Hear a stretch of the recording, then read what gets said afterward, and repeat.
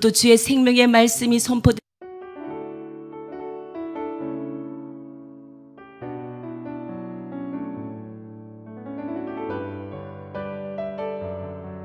아멘. 할렐루야. 오늘도 주님의 말씀 앞에 나오신 여러분들을 주님의 이름으로 축복하고 환영합니다.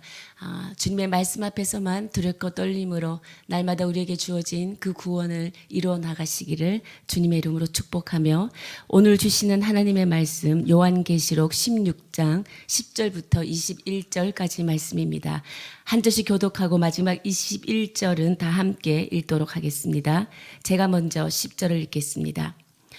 또 다섯째 천사가 그 대접을 짐승의 왕자에 쏟으니 그 나라가 곧 어두워지며 사람들이 아파서 자기 혀를 깨물고 아픈 것과 종기로 말미암아 하늘의 하나님을 비방하고 그들의 행위를 회개하지 아니하더라. 또 여섯째 천사가 그 대접을 큰 강 유브라데에 쏟음에 강물이 말라서 동방에서 오는 왕들의 길이 예비되었더라. 또 내가 보매 개구리 같은 새 더러운 영이 용의 입과 짐승의 입과 거짓 선지자의 입에서 나오니 그들은 귀신의 영이라 이적을 행하여 온 천하 왕들에게 가서 하나님 곧 전능하신 이의 큰 날에 있을 전쟁을 위하여 그들을 모으더라. 보라, 내가 도둑같이 오리니 누구든지 깨어 자기 옷을 지켜 벌거벗고 다니지 아니하며 자기의 부끄러움을 보이지 아니하는 자는 복이 있도다. 새 영이 히브리어로 아마겟돈이라는 이라 하는 곳으로 왕들을 모으더라. 일곱째 천사가 그 대접을 공중에 쏟음에 큰 음성이 성전에서 보좌로부터 나서 이르되 되었다 하시니 번개와 음성들과 우레소리가 있고 또 큰 지진이 있어 얼마나 큰지 사람이 땅에 있어 온 이래로 이같이 큰 지진이 없었더라. 큰 성이 세 갈래로 갈라지고 만국의 성들도 무너지니 큰 성 바벨론이 하나님 앞에 기억하신 바 되어 그의 맹렬한 진노의 포도주 잔을 받으며 각 섬도 없어지고 산악도 간데 없더라. 21절 다 함께 읽겠습니다. 또 무게가 한 달란트나 되는 큰 우박이 하늘로부터 사람들에게 내림에 사람들이 그 우박의 재앙 때문에 하나님을 비방하니 그 재앙이 심히 크미러라. 아멘. 우리가 함께 요한계시록을 묵상하고 있는데요. 요한계시록을 크게 보면 중심 줄거리가 되는 부분과 삽입부의 두 부분으로 구성되어 있습니다.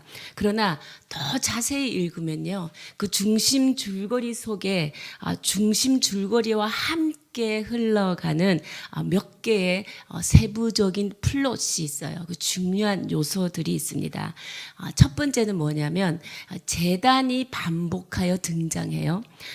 제단이 반복하여 등장해서 드러내고자 하는 것은 무엇이냐면 순교자들의 탄원으로 시작하여, 여러분 이 말씀 기억하시죠? 땅에 거하는 자들을, 그 순교자들의 탄원 기억나세요? 땅에 거하는 자들을 심판하여 우리 피를 갚아주지 아니하시기를 어느 때까지 하시려 하나이까. 순교자들의 그 탄원이 제단 밑에서 이렇게 올라오는 거죠. 언제까지, 어디까지 우리의 피를 갚아주는 것을 기다려야 합니까? 라는 탄원입니다. 곧 성도들의 기도가 이 땅에서 하나님을 섬김으로 받는 그 박해로 인한 그 성도들의 탄원, 기도의 향기가 하나님 앞에 이르고 하나님이 그에 응답하신다, 하나님이 그 박해자들을 심판하신다 하는 것이 첫 번째 중요한 플롯에 해당이 됩니다. 그러니까 하나님께서는 제단에서 나오는 탄원으로 시작하여서 성도들의 기도가 향기가 되어 하나님께서 그 기도를 들으시고 박해자들을 반드시 심판하신다라는 것이 요한계시록 그 중심 줄거리에 있는 중요한 한 요소입니다. 두 번째 중요한 요소는 무엇이냐면 하나님께서는 그 박해자들을 반드시 심판하시는데 그것과 함께 주목할 만한 또 다른 흐름이 있는데 바로 그것은 심판을 받는 자들의 반응이다라는 것입니다. 첫 번째는 하나님들이 순교자들의 탄원으로 시작하여 성도들의 그 기도를 들으시고 성도를 박해하는 그 박해자들을 반드시 심판하신다. 두 번째는 그것과 함께 우리가 주목해야 하는 것은 그 심판 가운데서도 그 심판을 받는 자들의 그 반응을 우리가 살펴보아야 한다라는 것입니다. 오늘 본문이 우리에게 보여주고자 하는 그 플롯이 바로 심판받는 자들의 반응인 것입니다. 그 반응이 어떤지 우리 함께 찾아가 보도록 하겠습니다. 10절과 11절 여러분 눈으로 보시겠습니다. 또 다섯째 천사가 그 대접을 짐승의 왕좌에 쏟으니, 이 짐승의 왕자, 세상의 정치 권력을 말합니다. 세상의 정치 권력에다가 하나님이 천사를 통해서 지금 다섯 번째 대접을 쏟아 부었어요. 세상의 정치 권력의 심판이 임하자 어떤 현상이 일어나냐면 그 나라가 곧 어두워지며 사람들이 아파서 자기 혀를 깨물고, 세상의 정치 권력의 심판이 임하자 그 짐승의 나라가 어두워집니다. 그리고 사람들은 괴로움을 못 이겨서 자기 혀를 깨물어요. 굉장히 고통의 순간임을 알 수가 있습니다. 그러나 11절에 나오는 그들의 반응은 어떤가요? 우리 11절을 한 목소리로 읽겠습니다. 시작. 아픈 것과 종기로 말미암아 하늘의 하나님을 비방하고 그들의 행위를 회개하지 아니하더라. 네, 그들의 반응은 그들이 아프고 부스럼 때문에 종기로 말미암아 아프지만 여전히 그들은 자신들의 행위를 회개하기는커녕 하나님을 모독하고 회개하지 아니하더라라는 것입니다. 여러분, 심판이 원인이 되는 것이 뭐냐면 하나님의 길을 걷지 않고 자신의 길을 고집하는 것이기 때문에 지금 심판이 임하는 것이에요. 그런데 이 아프고 힘든 고통 와중에도 자신을 돌아보기보다는 힘든 고통을 준 이 하나님을 원망하고 있다라는 것입니다. 하나님을 미워하기만 한다라는 것이죠. 하나님의 심판이 이루어지고 있는 이 순간에도 하나님께 돌아오지 못하는 지금 이 땅의 정치 권세를 가진 자들, 그 모습을 볼 수 있습니다. 왜 그럴까요? 하나님의 심판이 임하였는데도 하나님 앞에 돌이키지 못해요. 왜 그럴까요? 아마도 자신들이 믿던 힘이 있었겠죠. 그리고 아마도 자신들이 믿던 권세, 사람들, 권력, 돈 이런 것들이 있었을 거예요. 그런데 그것이 헛된 것을 알았지만 인간에게는 이런 것이 있어요. 내가 선택한 것이 잘못된 길을 걸어왔구나라는 것을 인정하는 게 쉽지가 않다라는 거예요. 인정할 수 있다는 것은 성령 충만한 것입니다. 그리고 성령 충만하다는 것은 하나님의 말씀의 빛에 비추어서 나를 돌아볼 줄 아는 자아 성찰이 있는 사람, 그 사람이 성령 충만한 사람이요, 신앙이 성숙된 사람이죠. 그런데 우리는 성령 충만하다고 생각하면 앞으로만 나아가요. 그리고 내가 한 어떤 선택과 결정이 잘못되었다라는 것을 인정하는 순간 뭔가 내가 신앙이 잘못되었나라고 잘못된 연결을 하고 있다라는 것이지요. 사랑하는 여러분, 오늘 하나님께서는 우리에게 회개를 촉구하고 있습니다. 회개를 촉구할 때 그 하나님의 부르심에 겸손하고 낮은 마음으로 나의 삶을 돌아보고 내가 잘못 의지하고 왔던 것들, 그런 것들을 오늘 하나님 앞에 내려놓는 이런 귀한 시간, 그 자리에 다시 하나님의 보좌를 회복하는 귀한 결단이 있는 시간 되시기를 주님의 이름으로 축복합니다. 그래서 우리가 회개할 수 있으려면, 심판 과정에 회개할 수 있으려면 바른 믿음, 바른 신앙이 필요한 거죠. 오늘 제가 말씀 제목을 바른 믿음이라 생각을 해보았습니다. 바른 믿음, 바른 신앙이 과연 무엇일까? 그것은 환난과 고난 가운데서도 주님의 주 되심을 믿는 거예요. 주님의 주 되심, 그리스도가 나의 주인 되심을 환난과 고난에도 불구하고 믿는 거예요. 그러면 모든 상황은 주께서 다스리고 있다라는 것을 믿는 것이지요. 주님이 주 되심을 믿으려면요, 성령 안에 있어야 해요. 그래서 우리가 기도할 바는 날마다 주님 성령을 부어주시고 우리가 성령 안에서 살아계신 하나님을 날마다 경험하게 해주십시오. 이것이 우리의 기도가 되어야 된다라는 것입니다. 하나님의 주 되심을 살아내는 것이 바로 하나님을 믿는 것입니다.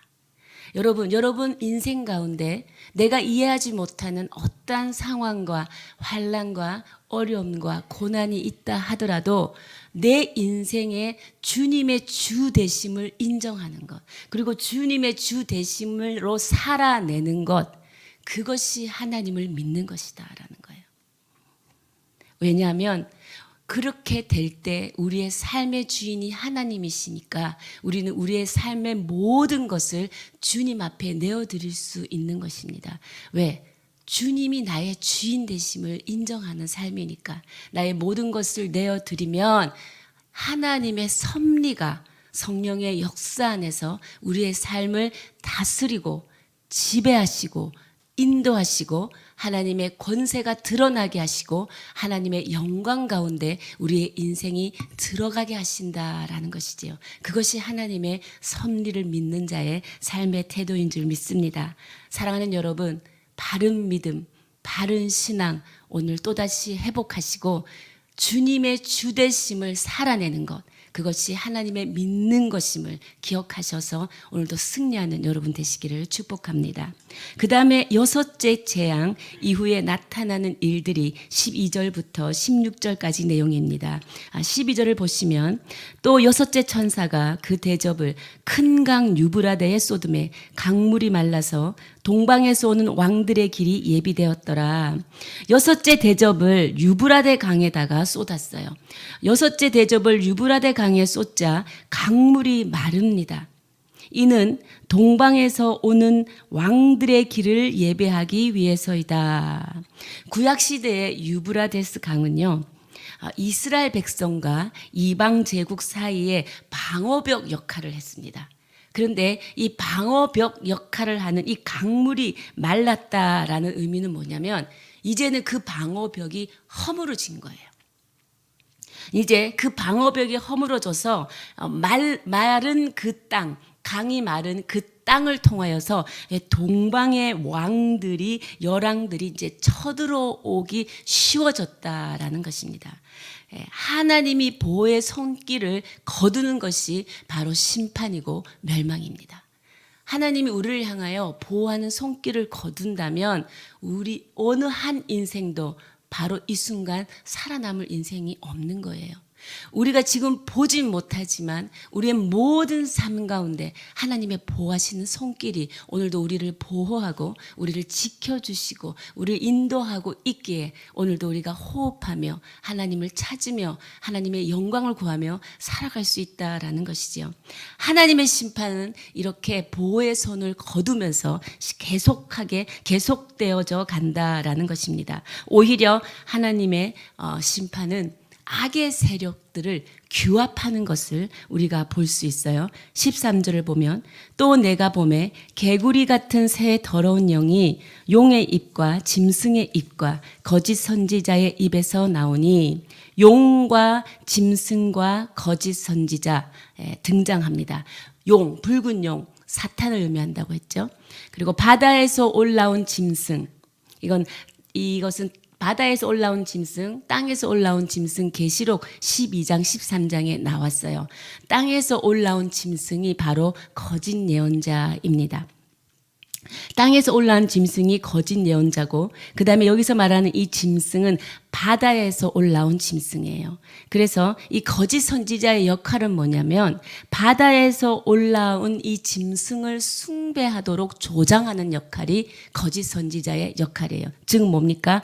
황제를 숭배하도록 조장하는 역할을 하는 것이 이 거짓 선지자입니다. 이 거짓 선지자가 땅에서 올라온 짐승이다라고 계시록 12장 13장에 나오는 것을 보았어요. 네. 이 용과 짐승과 이 거짓 예언자들과 같은 이 입에서 개구리 같은 더러운 새 영이 나와서 무엇을 하느냐? 온 세상 왕들을 모으기 위해 나아갑니다. 세상의 왕들을 직결시켜서 어떻게 해요? 전능하신 하나님의 큰 날에 하나님을 대적하는 전쟁을 준비하는 거예요. 이게 악을 규합하게 모으는 것 또한 하나님이 하신다라는 것입니다. 그 왕들이 집결한 곳이 어디일까요? 그 왕들이 집결한 곳이 바로 여러분 16절을 보면 새 영이 히브리어로 아마겟돈이라 하는 곳으로 왕을 모으더라라는 것이에요. 이들이 집결한 것이 어디입니까? 아마겟돈. 이 아마겟돈, 여러분 그 생명의 삶 옆에 보면 설명이 나와 있죠. 이 아마겟돈, 이 하르마겟돈이라는 건데요. 이 하르마라는 것은 히브리 말로 산이라는 거예요. 산. 겟돈, 이것은 많은 해석자들이 무깃도라고 해석합니다. 그러니까 즉 뭐예요? 아마겟돈이라면 무깃도의 산입니다. 여러분 제가 몇 살 때인지 기억이 안 나지만 영화에 아마겟돈 전쟁이라는 영화가 있었어요. 그 영화의 밑에 이렇게 보면 세계 최후의 날, 세계 최후의 날의 전쟁 이런 게 써졌던 게 기억이 나더라고요. 이 아마겟돈 전쟁이라는 것은 이 무깃도 산에서 일어난 전쟁인데요. 이 무깃도는 구약 성경에서 종종 전투가 벌어지던 곳이었습니다. 남방에 위치한 고대로부터 가장 유명한 전쟁터예요. 그러니까 용과 짐승, 거짓 선지자들에게서 나온 귀신의 영은 세상 왕들을 부추겨서 어린 양과 싸울 대규모의 군대를 조직하고 그들은 뭡니까? 14절에 보면 이적을 행할 뿐 아니라 다양한 방법으로 전능하신 하나님의 날에 대적하여 싸울 준비를 하고 있다라는 것입니다.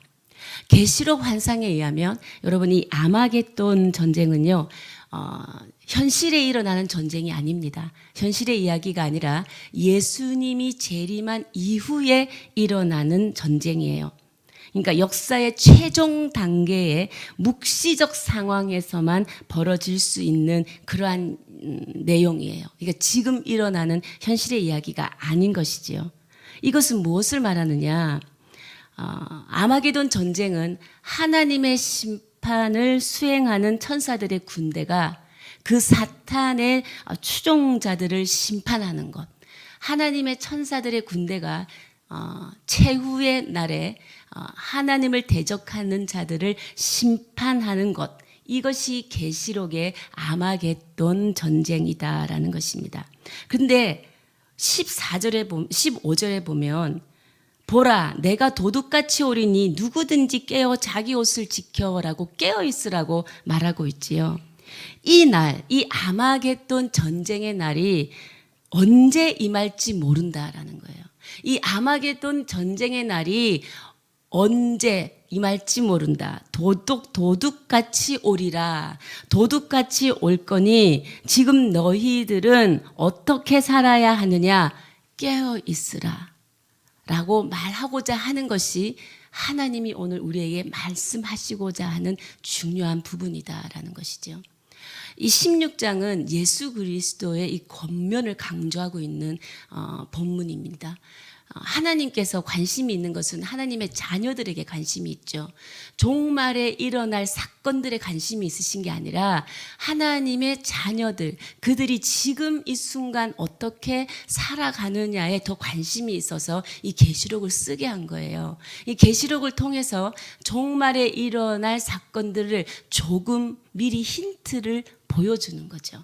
이런 일이 있을 거니 너희들은 지금 깨어 그리스도의 옷을 입어라. 부끄러운 삶을 살지 마라 라고 권면하는 것이에요. 왜? 이 아마겟돈 전쟁은 현실의 이야기가 아니라 최종 묵시론적인 상황에서 벌어지는 이야기이기 때문에 그날이 언제 올지 모른다. 그날이 오면 이런 사건들이 일어나니 너희들은 지금 깨어 있으라 라고 말하고 있는 것입니다. 깨어 있다라는 것은 어떤 삶을 말할까요? 말씀으로 기도하고 쉬지 않고 기도하는 성도의 삶을 말합니다. 기도하지 않고서는 우리는 분별할 수가 없습니다. 말씀 붙들고 기도할 때 우리에게 성령의 지혜와 분별의 영이 임하기 때문에 기도하는 가운데 우리는 깨어 있어야 하는 성도가 되어야 하는 것이지요. 이렇게 하나님을 대적하기 위해서 그들은 힘을 모아 보지만 일곱째 대접의 재앙을 보면 그들은 한꺼번에 한순간에 무너지고 마는 것을 볼 수 있습니다. 우리 17절, 18절 한 목소리로 읽겠습니다. 시작. 일곱째 천사가 그 대접을 공중에 쏟음에 큰 음성이 성전에서 보좌로부터 나서 이르되 되었다 하시니 번개와 음성들과 우레소리가 있고 또 큰 지진이 있어 얼마나 큰지 사람이 땅에 있어 온 이래로 이같이 큰 지진이 없었더라라는 것입니다. 일곱째 대접의 심판, 이 대접이 공중에서 쏟아지니까 어떤 현상이 일어납니까? 보좌로부터 음성이 들려요. 어떤 음성이냐? 되었다라는 거예요. 네, 되었다. 하나님의 심판이 이제 임했다라는 거죠. 근데 다 되었다가 아니에요. 그냥 되었다. 다 되었다가 아닌 것은 아직 심판이 남아 있다라는 건데요. 하나님의 음성이 들리니까 어떻게 되느냐? 우레소리와 큰 지진이 임함에 19절에 보면 큰 성이 세 갈래로 갈라진다. 이 세 갈래로 갈라진다는 의미는 회복이 불가능할 정도로 파괴된다라는 거예요. 하나님의 말씀이 임하니까 뭡니까? 거대했던, 무너지지 않을 것 같았던 이 보암직한 세상의 권력과 힘들이 한순간에 지진으로 무너지고 그 큰 성은 세 갈래로 갈라져요. 완전하게 파괴됩니다. 만국의 성들이 무너지지요. 맹렬한 진노의 포도주 잔을 받게 되니까 섬이 없어져요. 산도 없어집니다. 이렇게 하나님의 심판은 20절에 보면 그 무게가 한 달란트나 되는 우박이 하늘에서부터 떨어져 내리게 되는 것이지요. 사랑하는 여러분, 하나님의 말씀이 모든 것을 결정합니다. 하나님의 말씀으로 천지를 지으셨고 하나님이 말씀으로 세상을 심판하십니다. 하나님의 말씀은 처음이자 마지막이에요. 우리를 살리고 죽이는 것은 바로 하나님의 말씀이지 우리를 살리고 죽이는 것이 우리 앞에 보이는 우리를 두렵게 하는 세상 권세의 힘도 아니에요. 권세 잡은 자의 힘도 아니요. 어두운 권세의 강력한 횡포도 아니다라는 것입니다. 그러면 우리는 무엇을 두려워하며 살아야 할까요? 우리는 하나님의 말씀 앞에 두렵고 떨림으로 살아야 하죠. 내가 과연 말씀을 이루려는, 지켜 행하려는 내 안에 거룩한 몸부림이 멈춰지진 않았는가? 내 안에 하나님의 말씀에 순종하려는 이 거룩한 몸부림이 멈추어지지 않도록 우리는 성령께 간구해야 한다라는 것이죠. 하나님의 음성 앞에는 대적할 자가 아무도 없다라는 것을 우리가 알 수 있습니다. 그러나 우리가 11절에서 본 것과 같이 죄된 인간의 본성은 참으로 끈질긴 것을 알 수 있어요. 21절 끝에 보면 그 우박의 재앙 때문에 어떻게 해야 되냐? 회개하였더라라고 나와야겠죠. 그런데 이렇게 심한 심판 와중에도 하나님을 비방하니 회개하지 않았더라는 거예요. 그 재앙이 심히 크미러라. 여러분, 이게 우리의 모습이 아닐까요? 하나님의 심판 가운데서도 우리는 돌이키지 못한답니다. 이게 무슨 말일까요? 제가 아까 깨어 옷을 입고 있으라, 깨어서 그리스도의 옷을 입고 있으라, 예수 그리스도의 겉면을 오늘 하나님께서 우리에게 주시고자 하는데, 그러려면 바른 믿음, 바른 신앙이 필요하다고 하지 않았습니까? 근데 이 바른 믿음에는 반드시 회개가 필요한 거예요. 회개가 전제되어야 합니다. 근데 마가복음 1장 15절에서 예수님은 회개하고 복음을 믿으라 그랬어요. 그러니까 믿음 전에 회개가 먼저 일어나야 된다라는 것입니다. 그런데 이 회개라는 것은 과연 무엇인가? 날마다 내가 하나님 내가 오늘도 죄를 지었어요. 하나님 나를 용서해 주세요. 이 차원이 회개인가? 회개하고 복음을 믿어라 라는 이 예수님이 말씀하신 회개는 과연 무엇인가? 이것 하나님이 주되심이 이루어지기 위해서는 하나님이 아니면서 우리의 주인 노릇을 하는 모든 것들을 배제시키는 것. 이것이 회개입니다. 아멘. 여러분, 우리가 하나님의 주되심을 이루기 위해 사는 거예요, 성도들은. 그런데 하나님의 주되심을 이루기 위해 사는데 하나님이 아니면서 내 인생의 주인 노릇을 하는 것이 있어요. 각자 마음에 대답이 있을 거예요. 근데 그것을 배제하는 것. 그것이 회개라는 거예요. 그것을 십자가 앞에 다 내려놓는 것. 그것이 회개입니다. 건강일 수도 있고요. 자녀가 우상일 수도 있고요. 권력이 우상일 수도 있고 물질, 통장의 잔고가 내 우상일 수도 있는 거예요. 그런데 나는 하나님의 주되심을 이루기 위해 삽니다라고 살아가는 거죠. 그게 이 모습이에요. 우박이 내리는 이 심판 가운데도 회개하지 않는 이들의 모습이 바로 우리의 모습인 거죠. 교회 안에서 예배하고 찬양하고 봉사하고 헌신하지만 교회 바깥에서 나가서 사는 삶에는 하나님 아닌 것이 나의 주인 되고 살아있는 것을 묵인하고 있는 것. 그것이 우리가 심판 가운데도 회개하지 못하는 우리의 모습인 것입니다. 사랑하는 여러분, 하나님의 주님 되시는 삶이 믿음의 삶입니다. 믿음은 삶과 분리될 수 없어요. 우리를 지배하고 누르는 세상의 힘, 질서, 국가의 권력일 수도 있어요. 어떠한 큰 강력한 힘일 수 있어요. 그런데 그 힘들은요, 현실의 표면에 있지 않아요.